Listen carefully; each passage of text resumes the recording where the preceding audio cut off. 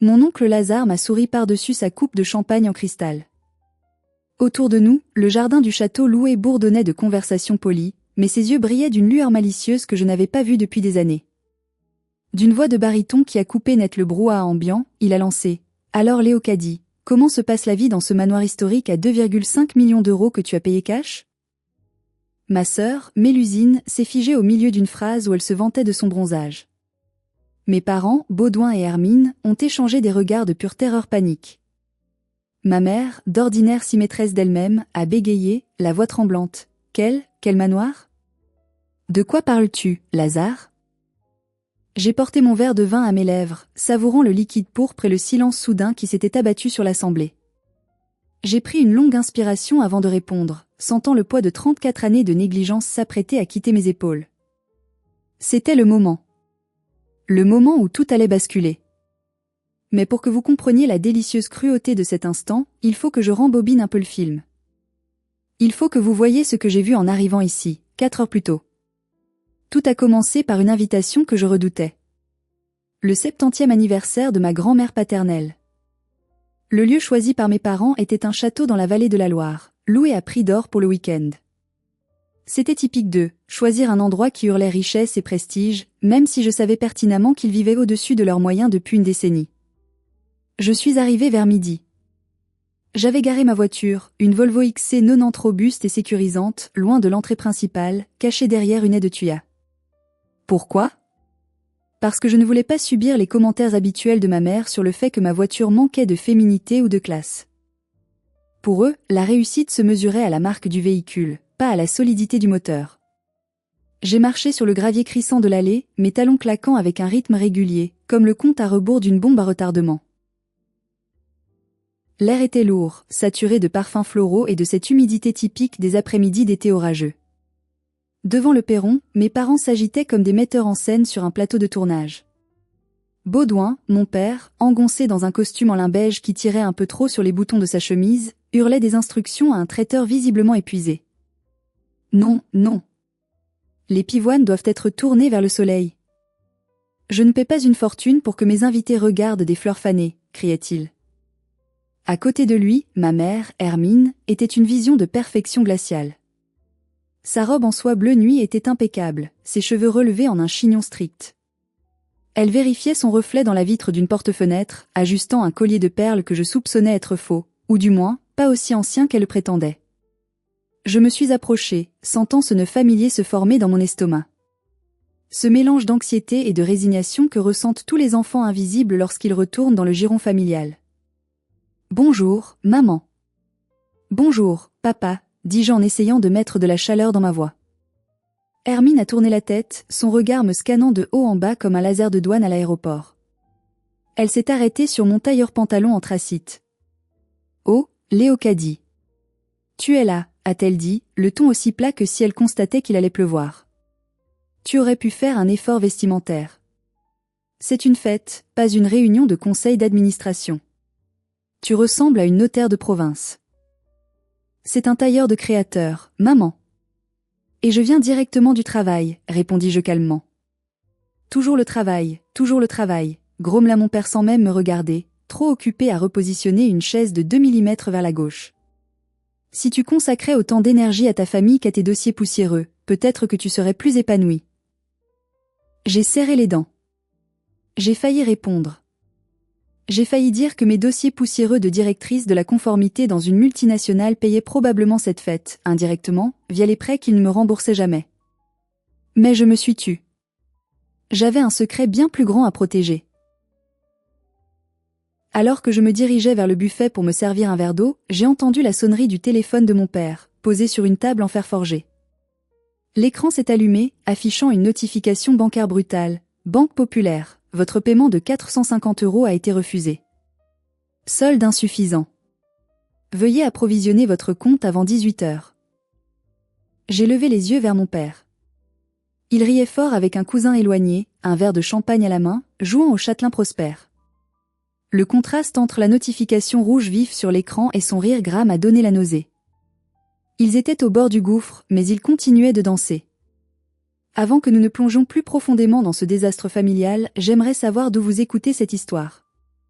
Est-ce que vous êtes à Paris, à Lyon, à Québec, ou peut-être à Dakar? Et quelle heure est-il chez vous? Dites-le moi dans les commentaires, j'adore imaginer où résonne ma voix en ce moment même. C'est alors qu'elle a fait son entrée. Mélusine. Ma sœur cadette, l'enfant doré, la lumière des yeux de mes parents, et le trou noir financier de notre famille. Elle est arrivée non pas par l'allée principale, mais par la porte-fenêtre du salon, comme une star montant sur scène. Elle portait une robe vaporeuse couleur pêche, fendue jusqu'en haut de la cuisse, et un chapeau à large bord qui devait coûter plus cher que mon loyer étudiant de l'époque. « Coucou tout le monde », a-t-elle crié, sa voix montant dans les aigus d'une manière qu'elle pensait charmante mais qui me rappelait le bruit d'une craie sur un tableau noir. Immédiatement, l'attitude de mes parents a changé du tout au tout. Le visage de ma mère s'est illuminé d'une joie sincère, une émotion que je n'avais jamais suscitée chez elle, même le jour où j'ai obtenu mon master avec les félicitations du jury. « Oh, ma chérie! Regardez comme elle est magnifique !» s'est exclamée Hermine en se précipitant vers elle. « Tourne-toi, fais voir. C'est la robe que nous avons choisie ensemble rue Saint-Honoré? » « Oui, maman. Elle est parfaite, non ?» Mélusine a fait une petite pirouette, manquant de renverser un serveur au passage. Elle ne s'est même pas excusée. Par contre, je suis épuisée. Le trajet en taxi depuis la gare était horrible, le chauffeur n'avait même pas la climatisation réglée correctement. J'ai cru que j'allais fondre. « Ma pauvre chérie, viens t'asseoir », a dit mon père en lui tirant une chaise, ignorant totalement que je portais moi-même 2 caisses de vin que j'avais apportées en cadeau. « Il te faut un cocktail pour te remettre. » Je suis restée là, les bras chargés, invisible. C'était la dynamique de notre vie résumée en 30 secondes. Mélusine, 31 ans, sans emploi fixe depuis 3 ans, se définissant comme consultante en art de vivre sur Instagram, ce qui signifiait poster des photos de brunch payées par papa et maman, était traitée comme une princesse en exil. Moi, Léocadie, 34 ans, cadre supérieur gérant des risques financiers à l'échelle européenne, j'étais le personnel de service. Je me suis souvenu, avec une clarté douloureuse, de l'année de mes 30 ans. J'avais glissé dans les escaliers de mon immeuble et m'étais fracturé le tibia. J'avais appelé ma mère, en pleurs, depuis les urgences. « Oh, Léocadie, c'est vraiment mal tombé », avait-elle soupiré au téléphone. « Nous partons demain pour la Grèce avec Mélusine. Elle traverse une passe difficile avec son petit ami, elle a besoin de soleil. Tu es grande, tu vas te débrouiller, non ? Prends un Uber pour rentrer. » J'avais passé 6 semaines seule dans mon appartement au 4e étage sans ascenseur, me traînant avec des béquilles pour me faire cuire des pâtes, pendant qu'il postait des photos d'eux 3, tout sourire, devant le Parthénon.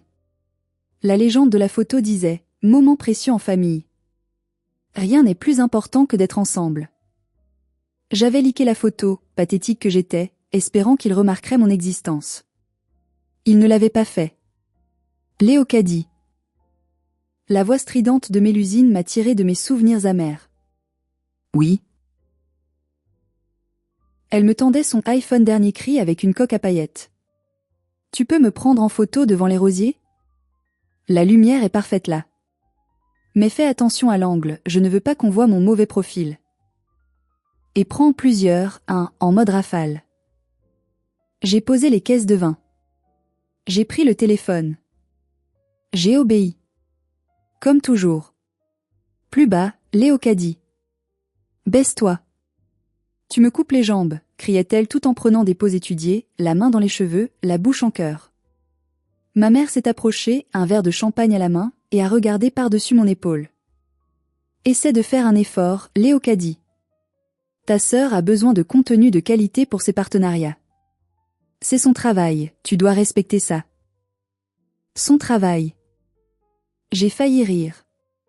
Mélusine avait 2000 abonnés, dont la moitié étaient des robots achetés. Dis donc, fit Mélusine entre 2 pauses, maman m'a dit que tu n'avais pas encore envoyé ton cadeau pour mon anniversaire le mois dernier. C'est un peu radin, non? Pour quelqu'un qui gagne un salaire de cadre triste à Paris. J'ai été très occupée, Mélusine.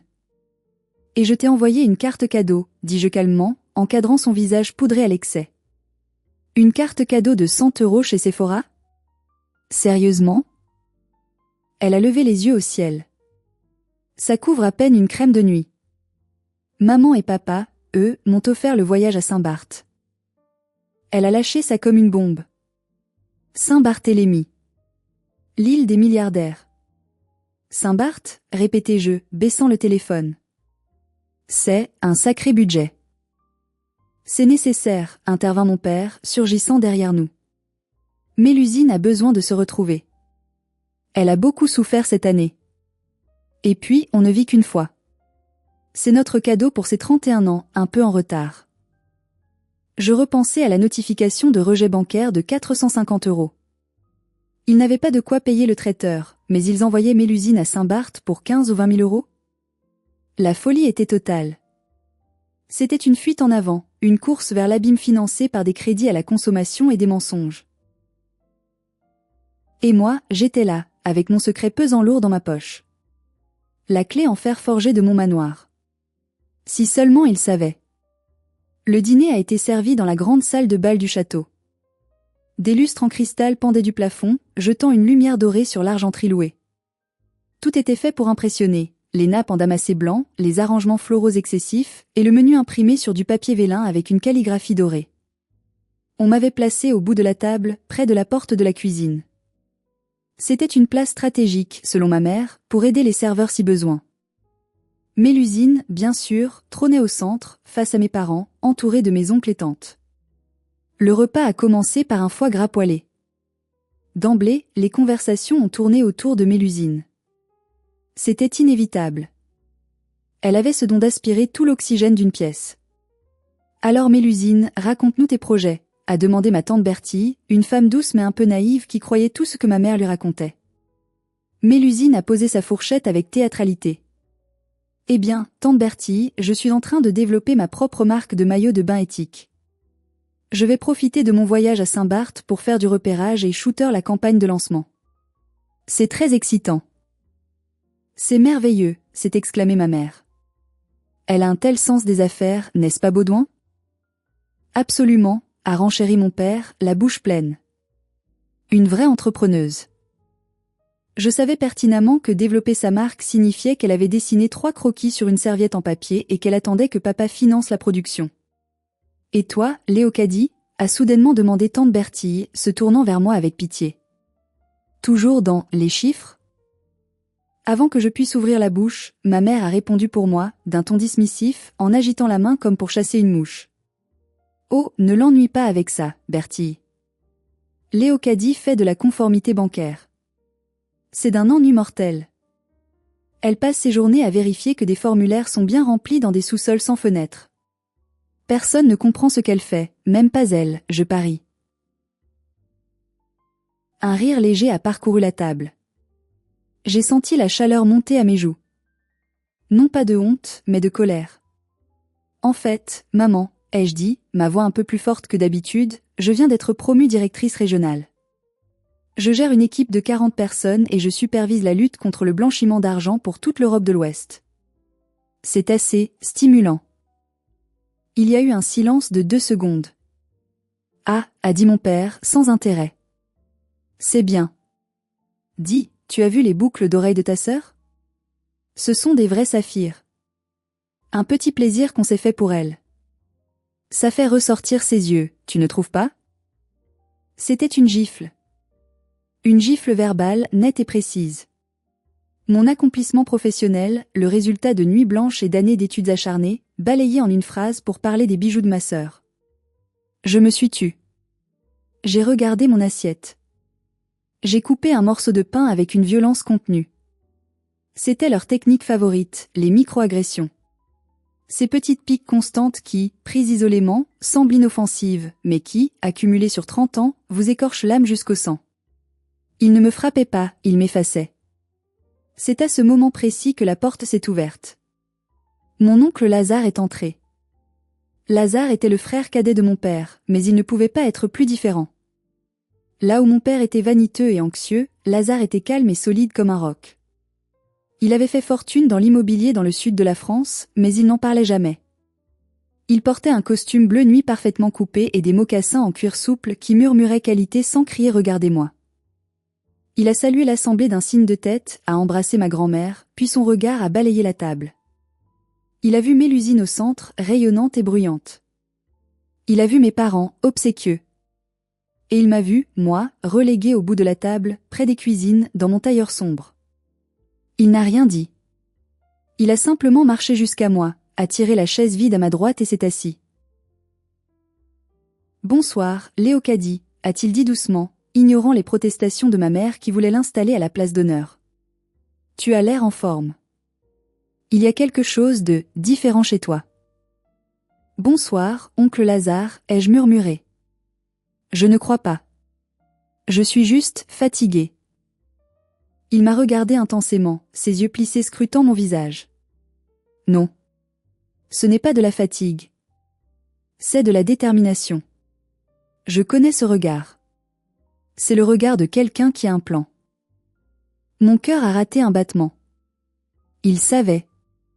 Ou du moins, il se doutait. Arrêtons-nous une seconde.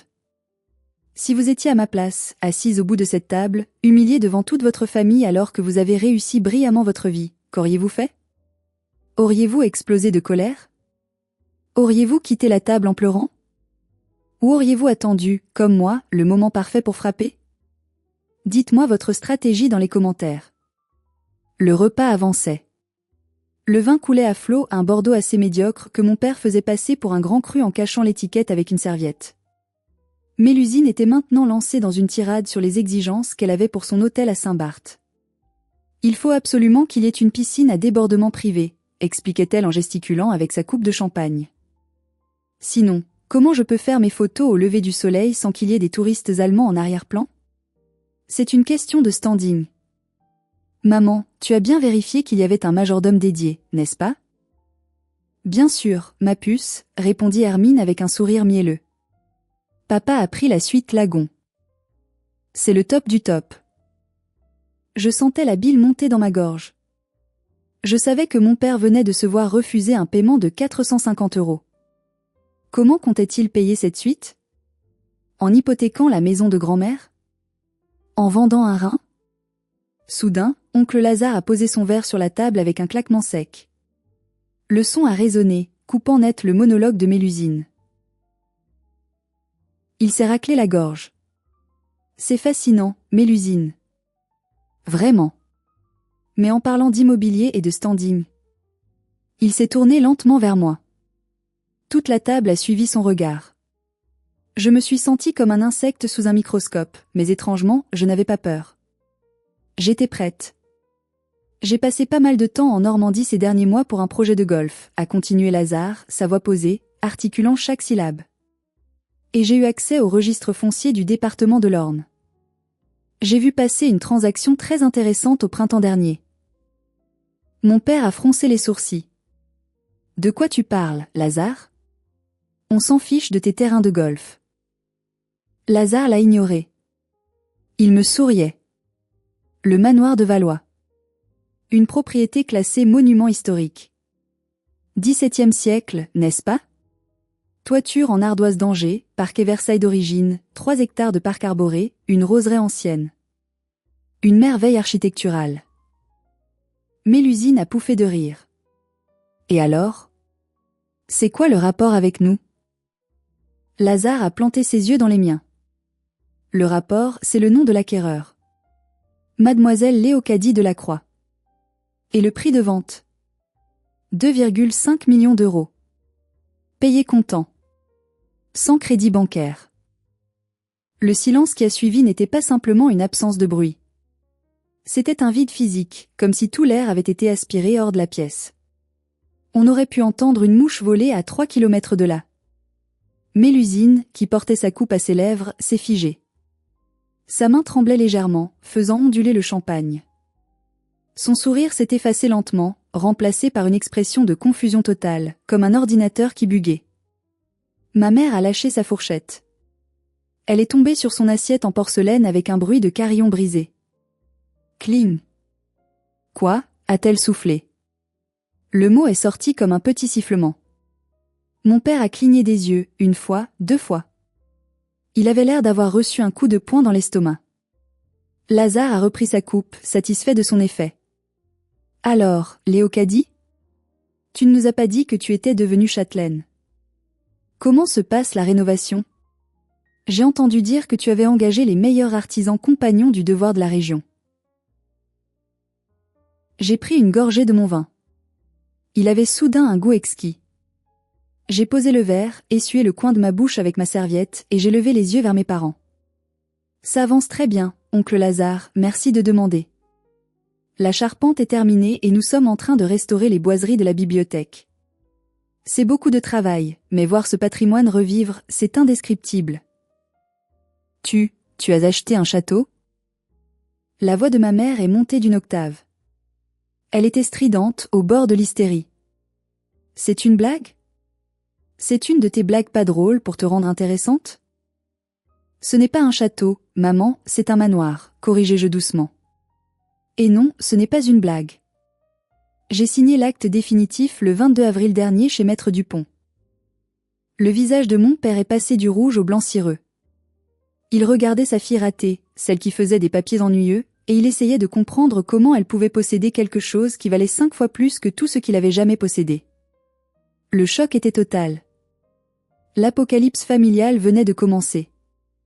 La réaction initiale de mes parents n'a pas été la fierté. Ni la félicitation. C'était la négation pure et simple, suivie d'une suspicion insultante.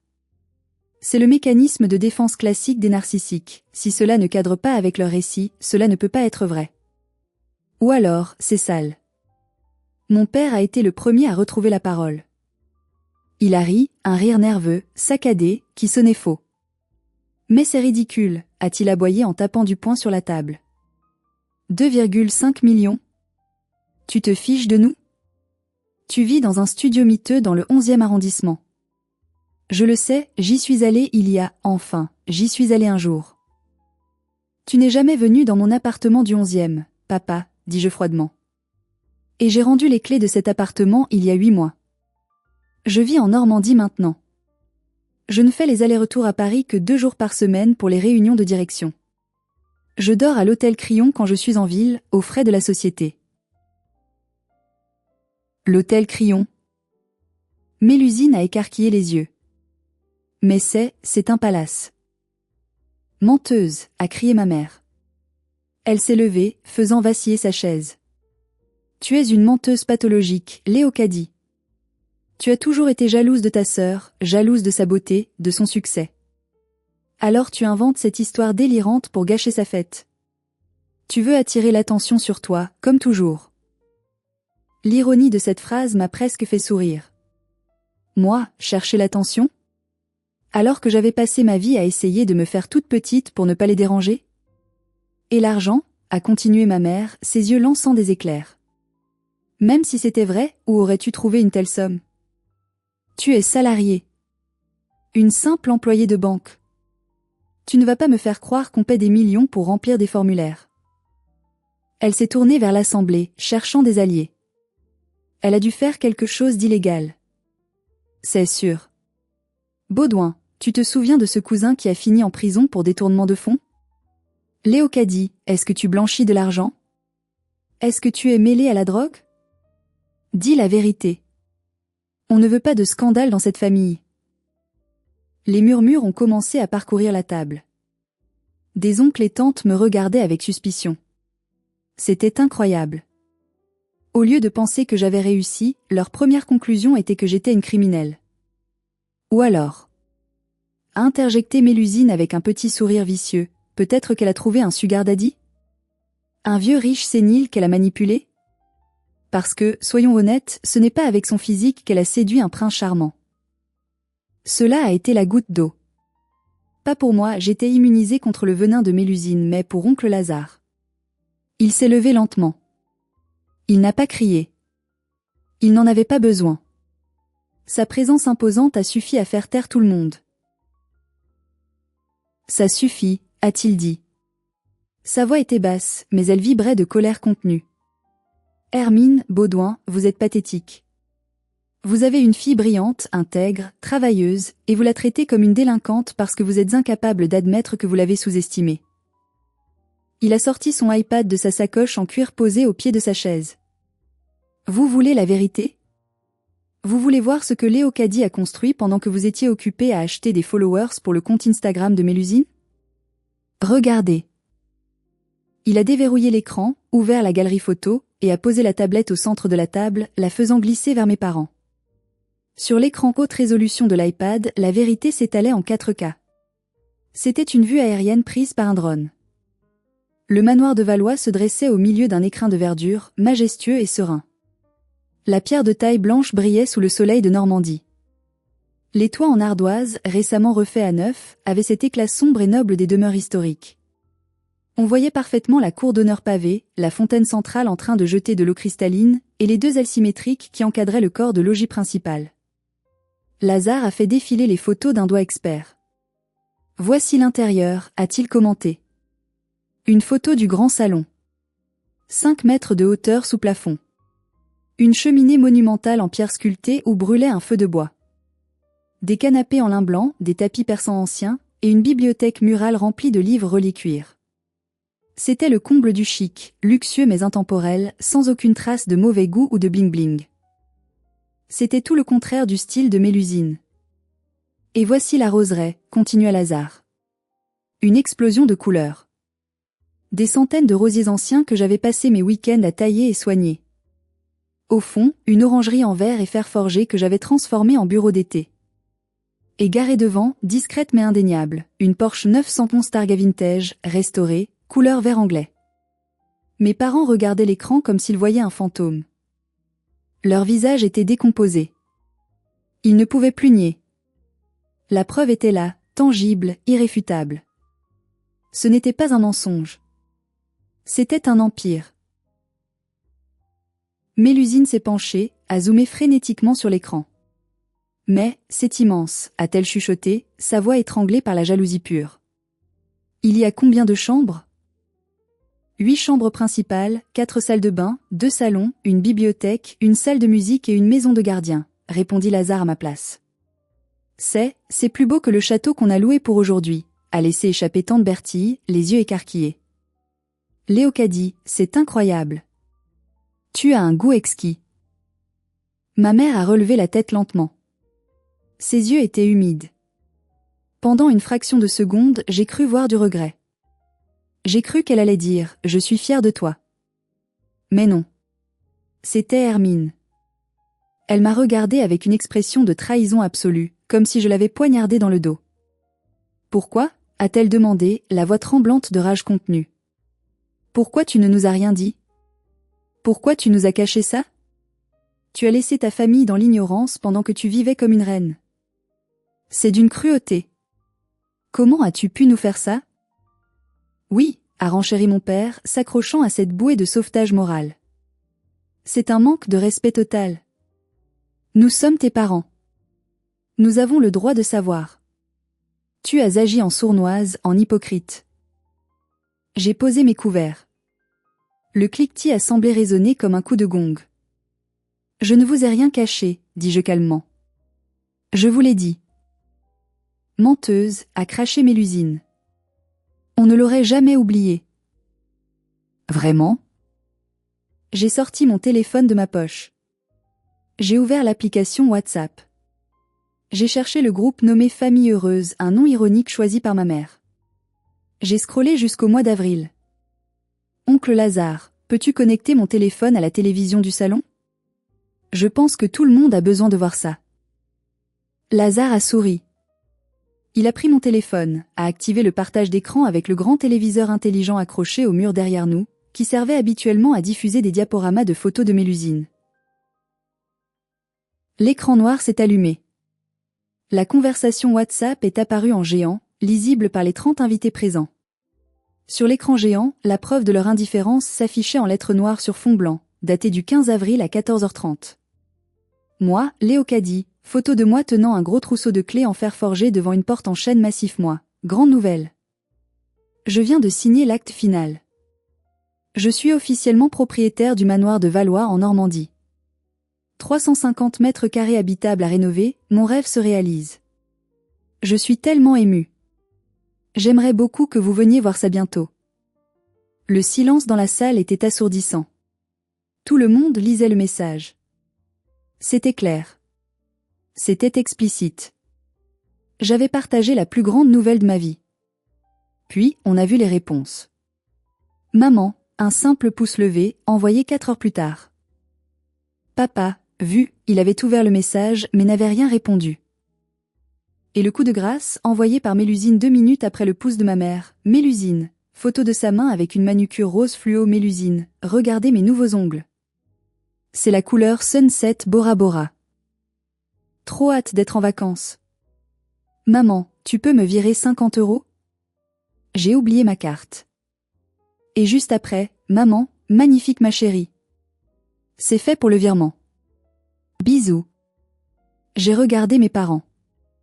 Ils fixaient l'écran, la bouche entr'ouverte. La honte commençait enfin à teinter leurs joues, non pas parce qu'ils regrettaient, mais parce que leur négligence était exposée publiquement. Vous voyez, dis-je, ma voix résonnant dans le silence. Je vous l'ai dit. J'ai partagé ma joie. Et vous l'avez écrasée sous une photo d'ongles en acrylique à 50 €. Mais...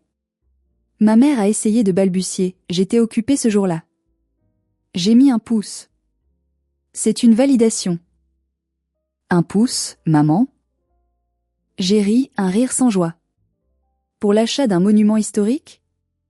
Quand Mélusine a acheté un hamster l'année dernière, tu as écrit un paragraphe entier avec 12 émojis cœur et tu as appelé tout le répertoire pour l'annoncer. Pour l'achat de ma maison, j'ai eu un pouce. Et toi, papa, continuai-je en me tournant vers lui. Tu as vu le message. Pourquoi tu n'as rien dit? Mon père a tripoté sa cravate, mal à l'aise. Je pensais que c'était une blague. Ou que tu parlais d'une maison de poupées. Ou d'un jeu vidéo. Je ne sais pas. Comment pouvais-je imaginer que c'était vrai? Tu ne parles jamais d'argent. Parce que dès que je parle de ma vie, vous changez de sujet pour parler de Mélusine. Ma voix a monté d'un cran. Vous ne savez rien de moi. Vous ne savez pas que j'ai changé de poste il y a 3 ans. Vous ne savez pas que j'ai été publiée dans une revue économique prestigieuse. Vous ne savez pas que j'ai failli me marier il y a 2 ans et que j'ai rompu parce qu'il ne supportait pas que je gagne plus que lui. Vous ne savez rien. Mélusine s'est levée brusquement. C'est bon, arrête ton drame. Tu as fait exprès. Tu as envoyé ce message à une heure où tu savais qu'on était occupé, juste pour pouvoir nous piéger aujourd'hui. C'est de la manipulation. Non, Mélusine, intervint oncle Lazare, coupant court à son délire. C'est la réalité. Léocadie a construit un empire en silence pendant que vous construisiez des châteaux de sable. Et maintenant que la marée monte, vous êtes surpris d'avoir les pieds mouillés. Mais l'argent, a crié ma mère, revenant à son obsession. D'où vient cet argent? On ne gagne pas ça avec un salaire. J'ai soupiré. C'était le moment d'expliquer l'origine de ma fortune et de souligner à quel point il m'avait sous-estimé. Vous vous souvenez de cette start-up fintech que j'ai rejointe il y a 8 ans? Celle dont papa s'est moqué en disant que c'était un truc de geeks qui allait couler en 6 mois? Mon père a dégluti difficilement. Eh bien, je n'étais pas juste une employée. J'étais l'une des premières salariées. J'ai accepté un salaire bas en échange de stock options. Beaucoup de stock options. J'ai fait une pause pour laisser l'information pénétrer. Il y a 3 ans, la société a été rachetée par une banque américaine. Mes actions, qui ne valaient rien au début, ont été valorisées à 3,8 millions d'euros net d'impôts. Un murmure de choc a parcouru la salle. Tante Bertie a porté la main à sa poitrine. J'ai investi. J'ai placé. J'ai continué à travailler parce que j'aime mon métier. Et j'ai acheté le manoir avec mes gains. Voilà la vérité. Pendant que vous vous moquiez de mon boulot ennuyeux, je devenais multimillionnaire. L'information a frappé mes parents comme une météorite. Multimillionnaire. Leur fille, la ratée, l'invisible, celle qu'ils cachaient presque aux invités importants, valait plus que toute la famille réunie. Le visage de mon père a traversé une série d'émotions complexes, le choc, l'incrédulité, et puis, très vite, une lueur avide est apparue dans ses yeux. C'était terrifiant à voir. Il ne me regardait plus comme sa fille, mais comme un distributeur automatique de billets ambulants. 3,8 millions. A-t-il murmuré, comme une prière. Il a soudainement souri, un sourire large et faux qui montrait trop dedans. Mais c'est fantastique. Ma fille est un génie. Je l'ai toujours dit, n'est-ce pas Hermine? J'ai toujours dit qu'elle avait le sens des affaires de son père. Baudouin, arrête, a dit tante Bertille, sortant enfin de sa réserve habituelle. Tu as passé les 10 dernières années à dire que Léocadie était trop rigide et sans ambition. Ne réécris pas l'histoire maintenant qu'il y a des zéros sur le chèque. Mais enfin, s'est insurgé mon père. C'est une victoire pour la famille. Léocadie, ma chérie, c'est une nouvelle extraordinaire. Ça change tout. On va pouvoir faire tellement de choses. J'ai vu les engrenages tourner dans sa tête. Il pensait déjà à ses dettes, à sa voiture, aux vacances. Il n'y a pas de honte, papa, dis-je sèchement. C'est mon argent. Mon travail. Mes investissements. Mais nous sommes une famille, s'est exclamée ma mère, retrouvant son rôle de matriarche unificatrice quand ça l'arrangeait. Et la famille partage. Regarde ta sœur, elle a des rêves, elle a du talent. Avec un petit investissement de ta part, elle pourrait lancer sa marque pour de bon. Imagine, Mélusine Création, financée par le groupe Delacroix. Ce serait magnifique. J'ai regardé Mélusine. Elle ne souriait pas. Elle me fixait avec une haine pure. Pour elle, mon succès n'était pas une opportunité, c'était une insulte personnelle. Je ne veux pas de son argent, a craché Mélusine. Elle va me faire du chantage avec. Elle va vouloir contrôler ma vie. Mais non, ma chérie, a dit ma mère en lui caressant le bras. Ta sœur est généreuse. N'est-ce pas, Léocadie? Tu vas aider ta sœur. Après tout, tu as tellement, et elle a besoin d'un coup de pouce. C'est injuste que tu aies tout et elle rien. L'ironie était si épaisse qu'on aurait pu la couper au couteau. Injuste, répétai-je. Maman, tu as payé ses études dans une école de mode privée à 15 000 l'année, qu'elle a abandonnée au bout de 6 mois. Moi, j'ai travaillé au McDonald's le soir pour payer ma fac de droit public. Tu lui as acheté une Mini Cooper pour ses 18 ans. Moi, j'ai récupéré la vieille Renault Clio rouillée de grand-père. Tu lui paies un loyer de 1 200 € par mois à Paris depuis 10 ans. Moi, je n'ai jamais rien demandé. C'est parce que tu es forte, a crié ma mère, comme si c'était une excuse valable. Tu n'as jamais eu besoin de nous. Mélusine est sensible, elle est fragile, elle a besoin de soutien. C'est le rôle des forts d'aider les faibles. Non, maman. C'est le rôle des parents d'être équitables. Tu n'as pas aidé Mélusine, tu l'as handicapée. Tu en as fait une assistée incapable de gérer la moindre frustration. Et tu m'as puni d'être autonome. Mélusine s'est levée d'un bond, renversant sa chaise. Je ne suis pas une assistée, a-t-elle hurlé, le visage tordu par la rage. J'ai du talent. J'apporte de la beauté dans ce monde. Toi, tu es juste une calculatrice froide. Tu peux avoir tous les millions du monde, tu seras toujours la fille ennuyeuse que personne ne veut inviter. Elle s'est tournée vers mes parents. Dites-lui. Dites-lui qu'elle doit payer pour mon voyage à Saint-Barth. Vous me l'avez promis. Et maintenant que vous êtes fauchés, c'est à elle de payer. C'est la moindre des choses pour tout le mal qu'elle nous fait aujourd'hui. Le masque tombait. Mélusine ne voulait pas seulement l'argent, elle voulait une réparation pour l'humiliation de voir sa sœur réussir. Elle estimait que ma réussite était un vol de ce qui lui était dû par le destin. La demande de Mélusine a flotté dans l'air, obscène et grotesque. Elle exigeait que je finance le voyage de luxe promis par des parents insolvables, au nom d'une réparation morale. Mon père, sentant que la situation lui échappait, a tenté une approche diplomatique désespérée. Allons, calmons-nous. Mélusine est bouleversée. Léocadie, sois raisonnable. Tu as beaucoup de liquidités. Ce voyage, c'est une goutte d'eau pour toi. 20 000 €, ce n'est rien sur 3 millions. Fais un geste. Pour la paix des familles. Pour l'anniversaire de ta grand-mère. Il essayait de me faire culpabiliser. C'était son arme favorite. Ce n'est pas une question de montant, papa, répondis-je. C'est une question de principe. Je ne financerai pas les caprices d'une adulte de 31 ans qui m'insulte. Tu es égoïste, a crié Mélusine. Tu as toujours été jalouse de moi. Tu veux me voir malheureuse. Je ne suis pas jalouse, Mélusine. J'ai pitié de toi, dis-je calmement. Cette phrase l'a frappée plus fort qu'une gifle. Elle a reculé, choquée. Pitié? Oui. Parce que tu as 31 ans et tu es incapable de survivre une semaine sans la carte bleue de papa. Parce que tu crois que l'amour s'achète avec des sacs à main. Parce que tu es vide. Et maintenant que le robinet est coupé, tu es terrifié. Ma mère s'est interposée, protégeant sa précieuse enfant. Ne lui parle pas comme ça. Tu es monstrueuse. L'argent t'a pourri. L'argent m'a libérée, maman, rectifiai-je.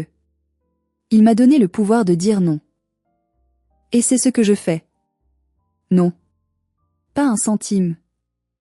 Ni pour le voyage, ni pour la marque de maillot de bain, ni pour éponger vos dettes. C'est là que j'ai vu la peur, la vraie peur, s'installer dans les yeux de mon père. Il a réalisé que je n'allais pas être leur plan de sauvetage. Léocadie. A-t-il commencé, sa voix tremblant légèrement. Tu ne comprends pas. La situation est compliquée. Nous avons des échéances. Si nous ne payons pas certaines choses, nous risquons de perdre la maison de Paris. Je sais, dis-je. J'ai entendu ton appel à la banque tout à l'heure. Paiement refusé. Vous êtes ruiné, n'est-ce pas?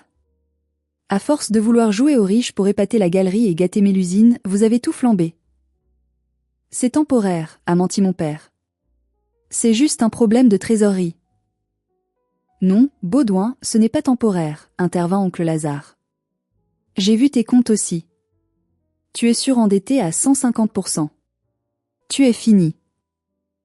Mélusine a regardé son père, horrifié. Papa? C'est vrai? On n'a plus d'argent? Mais, et Saint-Barth? Tais-toi avec ton Saint-Barth, a hurlé mon père, perdant enfin son calme. Tu ne vois pas qu'on est en train de couler? Pour la première fois de sa vie, Baudouin criait sur sa fille chérie. Le stress financier avait enfin brisé la digue de l'adoration aveugle. Mélusine a éclaté en sanglots, non pas de tristesse, mais de choc. Son onde de princesse s'effondrait. Mais je n'en avais pas fini. J'avais encore une carte à jouer. La carte maîtresse. Celle qui allait prouver à quel point ils étaient prêts à me sacrifier pour se sauver. En parlant de dette et de banque, papa, dis-je en plongeant la main dans mon sac à main. Il y a quelque chose dont nous devons discuter. Quelque chose de très grave. J'ai sorti une lettre à en-tête de la BNP Paribas. J'ai reçu un appel intéressant hier matin du service des fraudes. Mon père a blanchi. Il savait exactement de quoi je parlais. J'ai posé la lettre sur la table, lissant le papier du plat de la main. Il semblerait, papa, que tu aies essayé de contracter un prêt hypothécaire de 150 000 € la semaine dernière. Un prêt relais pour financer des travaux, c'est ce que tu as dit. Mon père ne disait rien. Il fixait la nappe, une goutte de sueur perlant sur sa tempe. Le problème, c'est que la banque demandait un garant solidaire. Quelqu'un avec des revenus solides et un patrimoine. Et devinez quel nom est apparu sur le formulaire? J'ai regardé ma mère, puis ma sœur. Mon nom. Léocadie Delacroix. Un hoquet de surprise a parcouru l'assemblée. Tante Bertie a mis sa main devant sa bouche. Baudouin, tu n'as pas fait ça. Tu as imité ma signature, papa, dis-je, ma voix froide comme de l'acier. Tu as utilisé une vieille copie de ma carte d'identité que tu avais gardée. Tu as essayé de m'engager, à mon insu, pour couvrir tes dettes. Si je n'avais pas été une ancienne employée du secteur bancaire avec des alertes sur mon dossier, ça aurait pu passer. Je me serais retrouvée responsable de ta dette quand tu aurais inévitablement fait défaut. Je voulais juste gagner du temps, a balbutié mon père, sa voix brisée. Je comptais te le dire. Je savais que tu avais de l'argent, je me disais que tu ne refuserais pas d'aider ton père. C'était pour sauver la maison. C'est un faux en écriture et une usurpation d'identité, a tranché oncle Lazare. C'est du pénal, Baudouin. Léocadie pourrait t'envoyer en prison pour ça. Ma mère s'est effondrée sur sa chaise, le visage dans les mains. Oh mon Dieu! Rassurez-vous, dis-je. Je n'ai pas porté plainte à la police. Pas encore. Mais j'ai signalé la fraude à la banque. Le prêt est annulé. Et tu es fiché, papa. Tu ne pourras plus emprunter un centime nulle part. C'était le coup de grâce. Le château de cartes s'était effondré.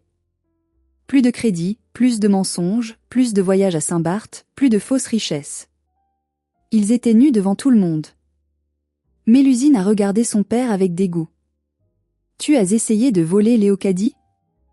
Tu es pathétique. Tu m'avais promis que tout était réglé. Maintenant je vais passer pour quoi sur Instagram? J'ai déjà annoncé mon départ. C'est tout ce qui t'importe, a demandé Lazare, incrédule. Ton père a commis un crime et toi tu penses à tes followers? Mélusine s'est levée, a attrapé son sac à main. J'en ai marre de cette famille de losers. Je me casse. Elle est partie en courant, ses talons claquant sur le parquet, sans un regard pour ses parents dévastés. Il ne restait que Baudouin et Hermine, recroquevillés sur leurs chaises, sous les regards lourds de jugement de toute la famille élargie. Ils avaient tout perdu, leur argent, leur réputation et leur fille parfaite. Et moi? J'étais toujours là. Intacte. Puissante. L'atmosphère dans la salle avait radicalement changé. Ce n'était plus une fête, c'était une veillée funèbre pour l'ego de mes parents. Les cousins chuchotaient, les oncles secouaient la tête. Le masque de famille parfaite était brisé en 1000 morceaux. Ma mère a relevé la tête. Son maquillage avait coulé. Pour la première fois, elle avait l'air de son âge. Vieille, fatiguée et désespérée. Elle a regardé autour d'elle, a vu qu'elle n'avait plus aucun soutien, et son instinct de survie a pris le dessus. Elle s'est tournée vers moi, et son visage a changé. Elle a essayé de composer un sourire tremblant et grotesque. Léocadie, ma fille. A-t-elle commencé, d'une voix doucereuse qui m'a donné la nausée. Elle a tendu la main vers moi sur la table. Nous avons fait des erreurs. C'est vrai. Nous avons été maladroits. Mais nous sommes tes parents. Nous t'aimons. J'ai reculé ma main pour qu'elle ne puisse pas me toucher. Ne fais pas ça, maman. Pas maintenant. Mais si, a-t-elle insisté, les larmes aux yeux, des larmes de crocodile, je le savais. Tu as réussi. Nous sommes tellement fiers de toi. Ce manoir, ça a l'air magnifique. Tu sais, papa et moi, nous allons bientôt être à la retraite. Et avec cette histoire de maison à Paris qui risque d'être saisie. Elle a marqué une pause, attendant que je connecte les points. Peut-être que, nous pourrions venir t'aider, a-t-elle suggéré. Nous pourrions vivre dans la maison de gardien? Papa pourrait s'occuper du jardin, il adore les roses. Et moi, je pourrais t'aider à décorer, à recevoir. Nous serions une vraie famille, réunie dans ton beau domaine. J'ai regardé oncle Lazare. Il a haussé un sourcil, attendant ma réaction. C'était incroyable. 5 minutes après m'avoir traité de criminel, après que mon père ait essayé de me voler, il proposait de s'incruster chez moi pour vivre à mes crochets. Il voulait transformer mon sanctuaire en leur nouvelle colonie. Ils voulaient apporter leur toxicité dans mon havre de paix. Je me suis levée lentement. J'ai lissé mon tailleur. Maman, papa, écoutez-moi bien, dis-je, ma voix résonnant clairement. Dans mon manoir, je cultive des roses anciennes. Ce sont des fleurs délicates qui demandent beaucoup de soins et un environnement sain. Je ne laisse pas pousser les mauvaises herbes. Et je ne laisse certainement pas entrer les parasites. Le visage de ma mère s'est figé. Vous n'êtes pas les bienvenus chez moi. Vous n'aurez pas la clé. Vous n'aurez pas l'adresse exacte. Et vous n'aurez pas un centime. Tu nous abandonnes, a pleurniché mon père. Tu vas laisser tes parents à la rue? Je vous laisse face aux conséquences de vos actes. Vous avez passé 30 ans à investir sur Mélusine. C'est votre retour sur investissement. Demandez-lui de vous héberger. J'ai pris mon sac à main. J'ai fait un signe de tête à tante Bertie et à ma grand-mère, qui me regardaient avec une nouvelle lueur de respect dans les yeux. Bon anniversaire, grand-mère. Désolée pour le spectacle. Puis je me suis tournée vers oncle Lazare. Merci, Lazare. Pour tout. Il m'a fait un clin d'œil. Va, petite. Profite de ta liberté. Je suis sortie du château sans me retourner.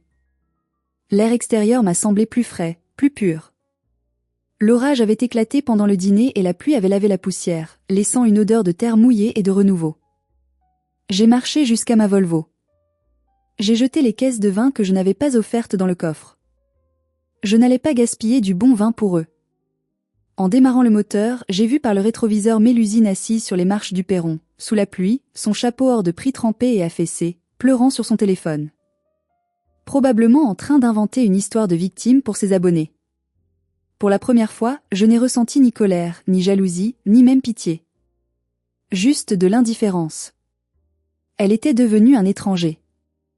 J'ai conduit pendant 2 heures, quittant la vallée de la Loire pour remonter vers la Normandie. La route était calme. J'ai mis de la musique classique, fort. Quand je suis arrivé devant les grilles en fer forgé de mon manoir, la nuit était tombée. Les lumières automatiques se sont allumées, illuminant la façade de pierre blanche. C'était beau. C'était solide. C'était à moi. J'ai garé la voiture. Je suis entré. L'odeur de la cire d'abeille et du feu de bois m'a accueilli. J'ai ôté mes chaussures à talons, sentant le parquet de chêne massif sous mes pieds nus. Mon téléphone a vibré. Un message de ma mère. Léocadie, sois raisonnable. On peut renégocier. Mélusine est en dépression. On a besoin de toi. Ne sois pas cruel. Rappelle-nous. J'ai regardé le message. J'ai pensé à la petite fille que j'avais été, celle qui attendait désespérément un regard, un bravo, un peu d'amour.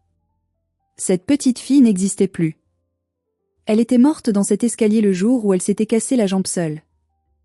J'ai appuyé sur bloquer le contact. Puis j'ai fait de même pour mon père et Mélusine.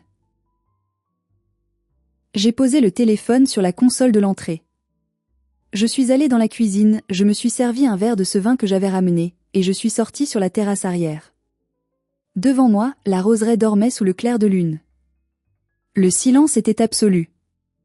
Pas de critique, pas de comparaison, pas de demande d'argent. Juste le vent dans les arbres et la certitude que, demain matin, je me réveillerai chez moi, seul propriétaire de mon destin. J'étais l'enfant invisible. Maintenant, j'étais la châtelaine intouchable.